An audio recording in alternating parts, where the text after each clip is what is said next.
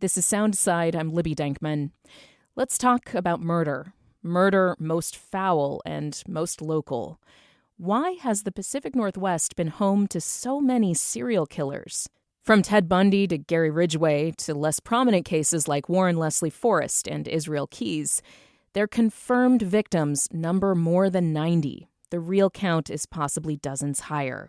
A new book posits that lead and arsenic poisoning from leaded gasoline and smelting factories may have affected the brain development of these men and could provide a partial explanation for these horrific crimes.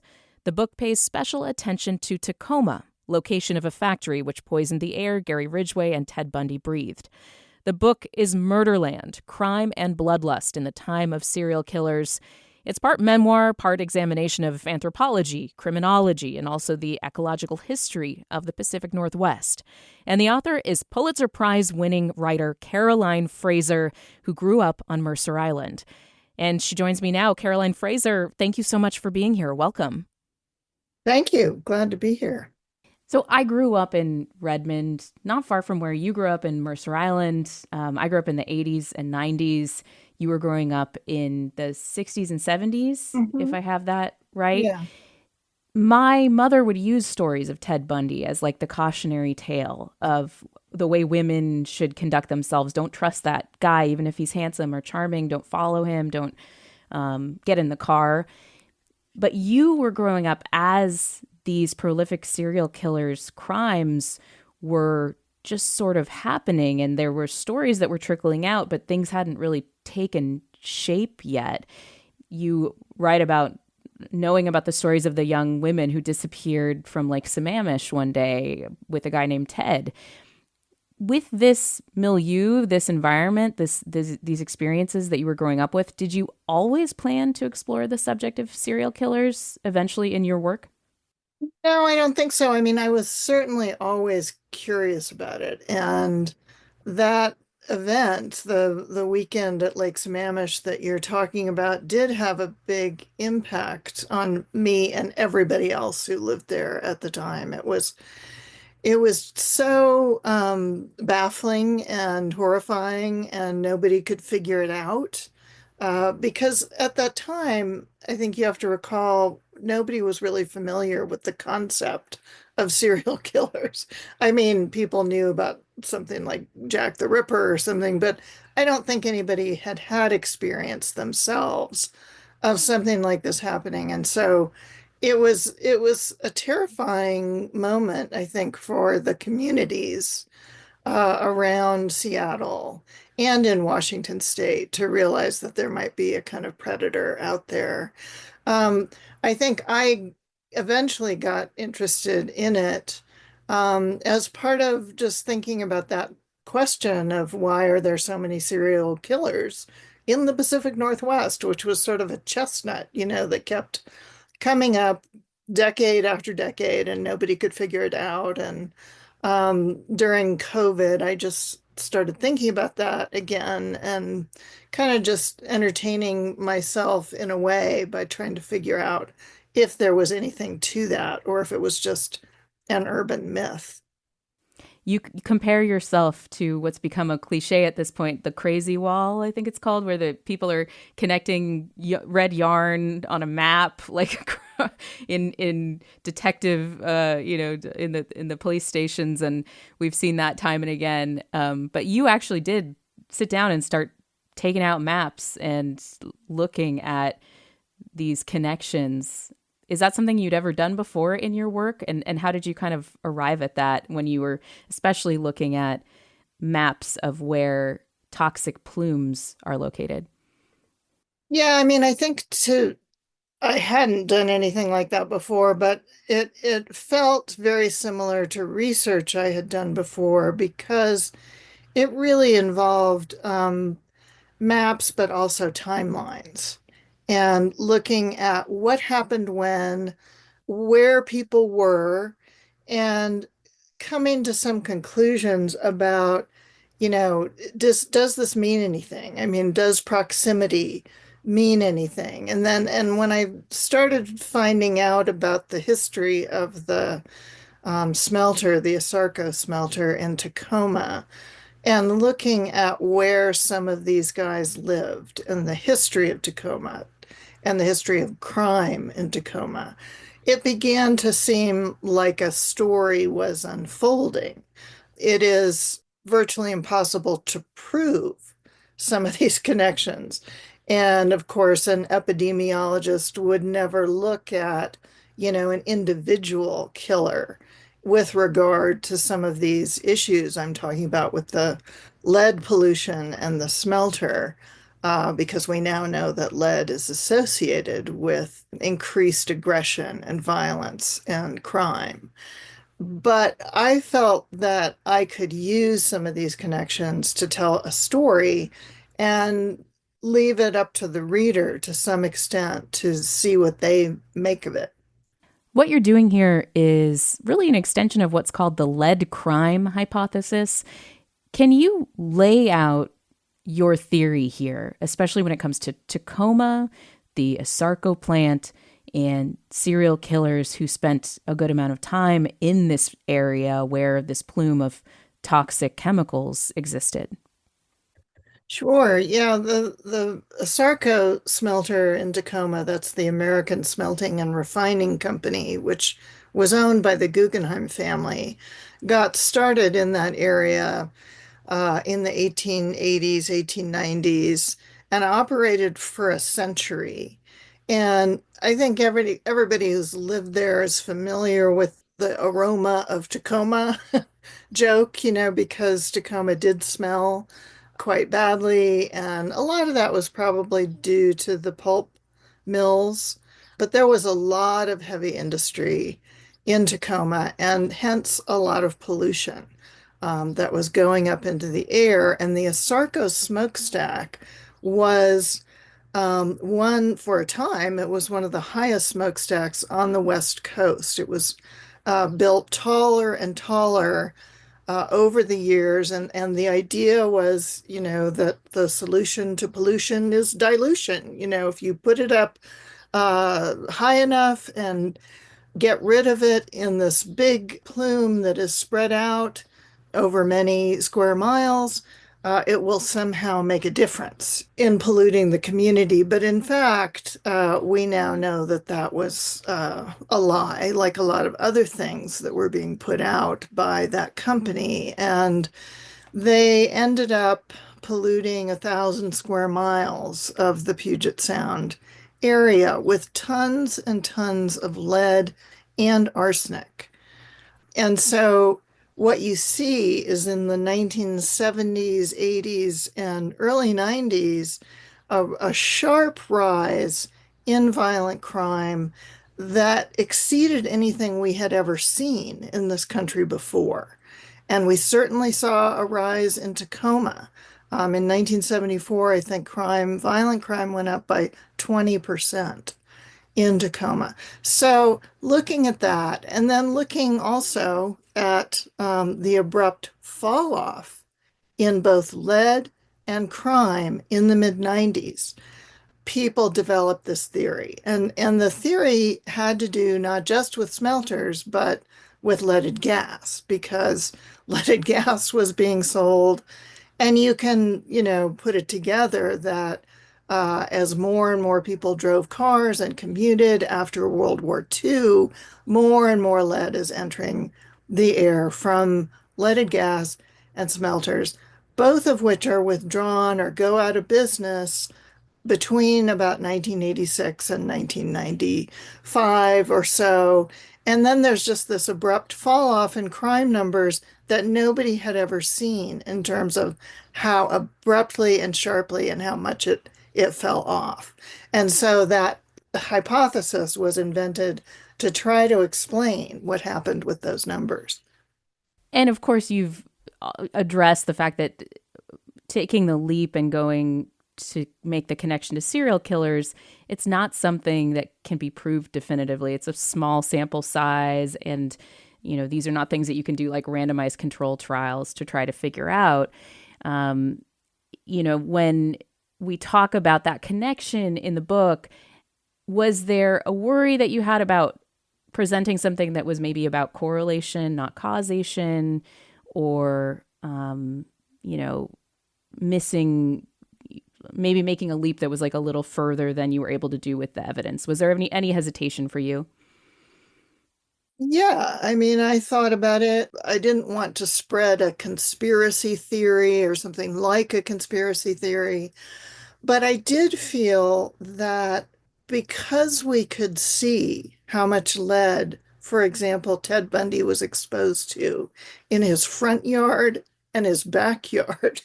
I mean, we have exact figures on that. We have figures for how much lead Gary Ridgway was probably exposed to. And so I felt that because we can look at this stuff, that it amounted to something not dissimilar to discussing what happens with smoking cigarettes and getting cancer. For years and years, the tobacco companies said, "Well, no, no, you can't prove that these people got cancer because of smoking." And that was, from an epidemiological point of view, that was true. But there was certainly a lot of evidence that was being collected. And I think that this is a similar situation because there's a great deal of evidence now, scientific evidence, that makes a pretty strong connection between lead emissions and exposure and juvenile delinquency and violent crime. And these are, things that have been done all over the world. Um, and when you look at again, the rise of crime, violent crime in the 70s and 80s, and the rise in the number of serial killers in the 70s and 80s, and then that drop off. Uh, that to me, because those graphs look so similar, I think that we can start talking about the subject. We may not be finished talking about it. But I think what I wanted to do was to introduce it as a debate. Why the Pacific Northwest when there are these other pockets, right, of the country, like Philadelphia, you mentioned was like the smelter capital of the world, maybe at one point. You do address that there are just a lot of toxins in El Paso, where Richard Ramirez grew up. Obviously, Los Angeles, which is the site of many serial killers, also much more populated area compared to the Pacific Northwest. So when we're talking about a per capita comparison, comparing Los Angeles and Seattle, is not the greatest.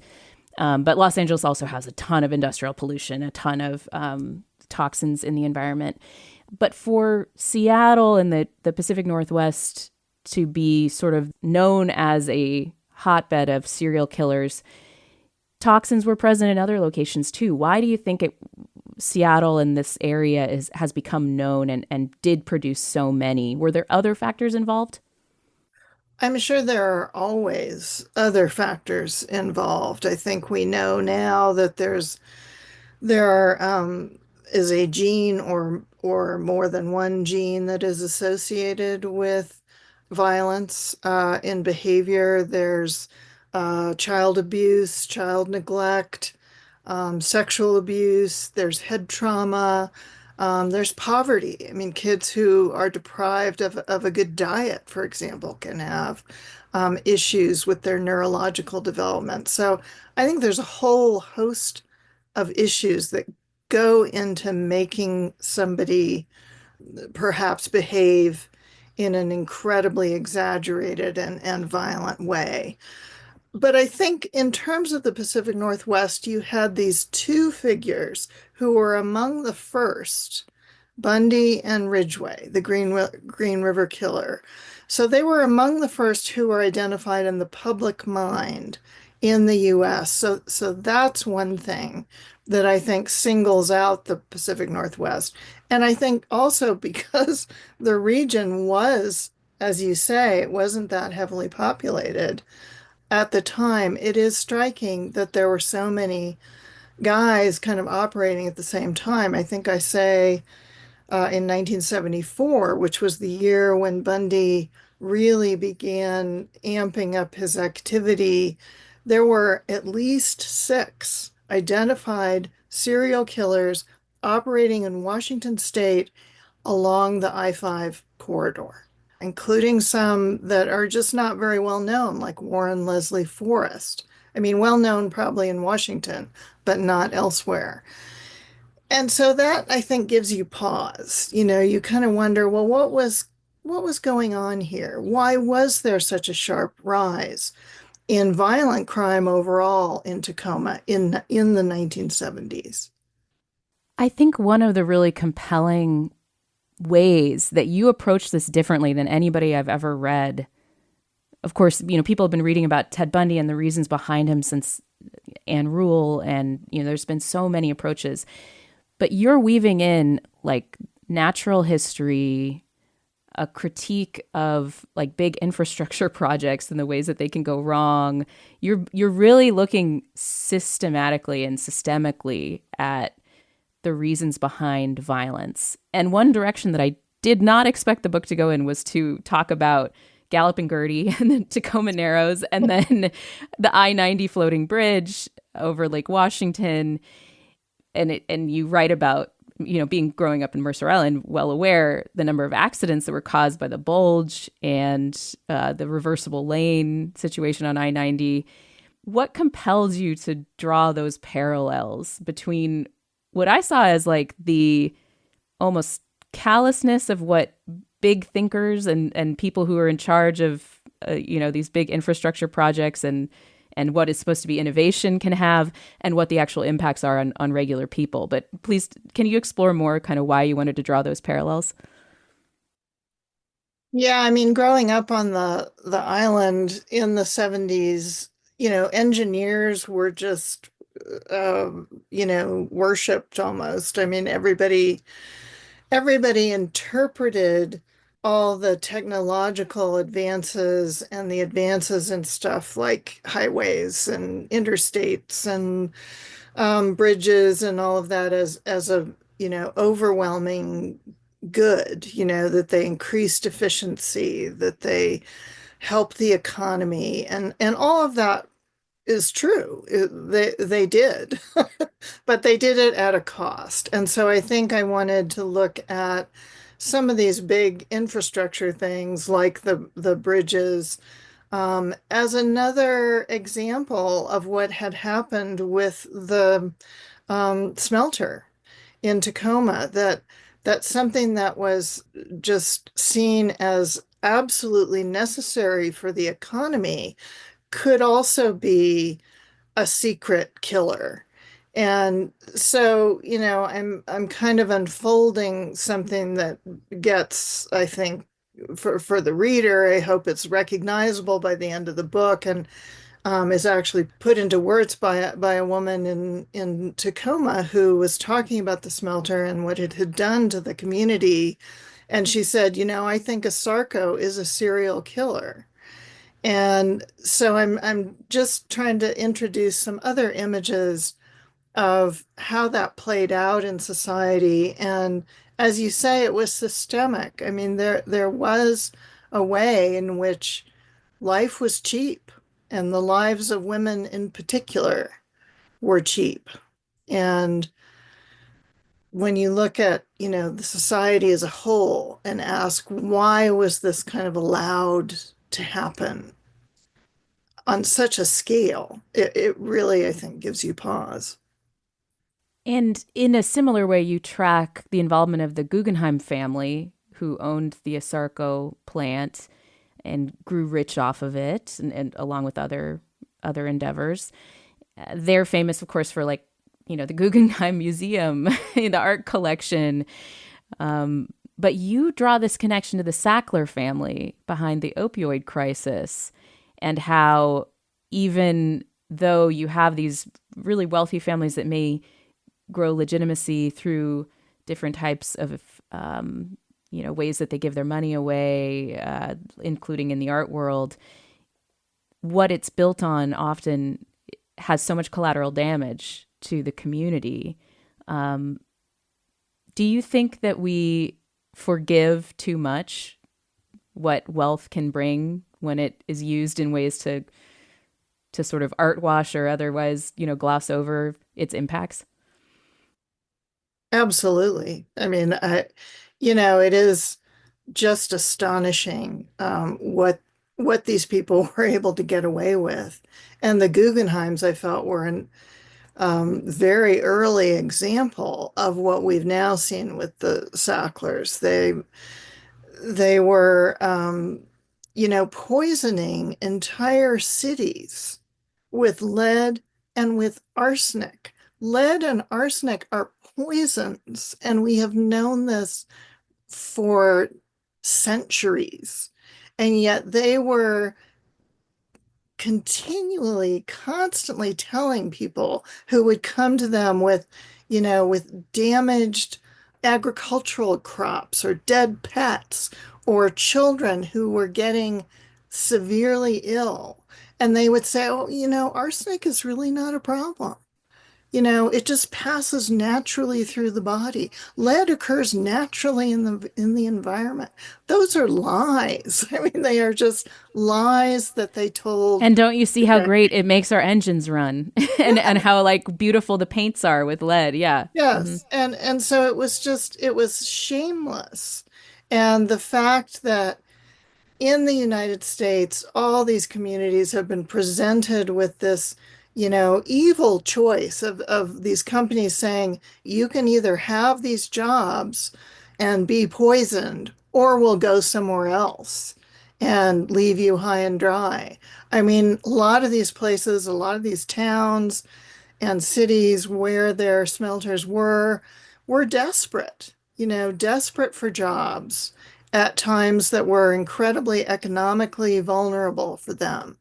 And they took advantage of that. And it's what they did was just evil.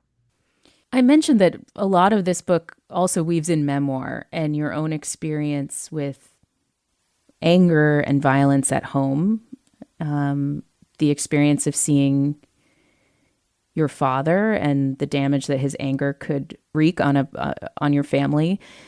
How much of that experience compelled you to explore another valence of male anger and violence in this work, and how much of that informed your look at especially the childhoods of these incredibly horrific killers?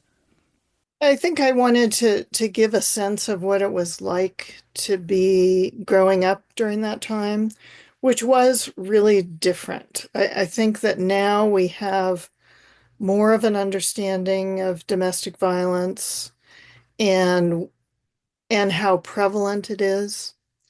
I think we have words for it and language for it, but in the 60s and 70s, it was a time when people were much more inclined to just accept that that was a part of life. You didn't, a lot of women didn't complain about it or report it or, and again, this is also a time when rape, the understanding of rape, is really evolving. It wasn't treated in previous decades as the serious violent crime that it is. And that was all happening at that time as well. So I think for people who weren't around then or maybe don't remember it, I just wanted to kind of step back and look a little bit at what it was like to live at that time and how that relates to the broader social violence that was in the air as well. I mean, there was just a lot that was being taken for granted on all different kinds of levels. When we told our audience, we did a call out last week to say we were going to talk to you, and we asked people to share their memories of this time, in the 60s, 70s, and 80s when serial killers in our region were very active, and we wanted people to kind of share what they remembered of this moment. And we got a call from Mike, who said he grew up in Renton and actually went to school with one of the victims of Ted Bundy. Her name was Denise. I'm going to play a little bit of Mike here. I went to school with Denise Naslin, who was one of his victims. The police actually lost most of her body. And I cannot listen to any Ted Bundy stuff to this day. It's just so vicious and terrible. You, Caroline, in covering this story, you make a point to share short biographies of, each of the women who were victims of Ted Bundy. How did you try to balance what can be such an absorbing and outsized kind of need to, focus on these killers while being respectful towards victims in a story like this? I think that one of the chief things that I tried to do in this regard was to not glamorize Bundy in any way, but to simply describe what he did in such a way that I think gives a sort of matter-of-fact view of something that is incredibly aberrant and violent and sort of off the scale of what we were used to encountering in terms of violent crime. And there is, of course, no way to address, I think, the true horror of what he did, but I wanted to just be as factual and accurate as I could be in describing somebody who often seems, I think, quite robotic in the cyclic nature of what he was doing over and over and over again. The same with Gary Ridgway. These are guys who seem to be operating on some level where they are again and again, living through the same um, violent sexual act. And I wanted also to emphasize that these are sexual crimes. These are not something that was done for money or for any other motivation. And I think that when you start to look at what we now know about male violence, and what they're seeing on MRI scans, for example, in men who routinely and cyclically engage in these acts, is that there's real neurological problems that can be caused by a whole host of things. I think I mentioned earlier there's a genetic component, there's possible exposure to metals in the environment.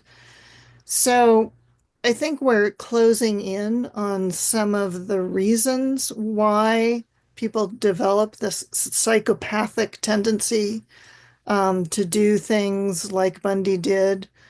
Uh, and I just want people to understand that there are.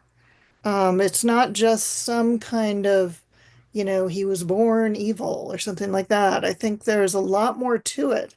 And there's more that we can learn about human behavior and possibly begin to address some of the conditions that cause that. Caroline Fraser is a Pulitzer Prize-winning author who grew up on Mercer Island.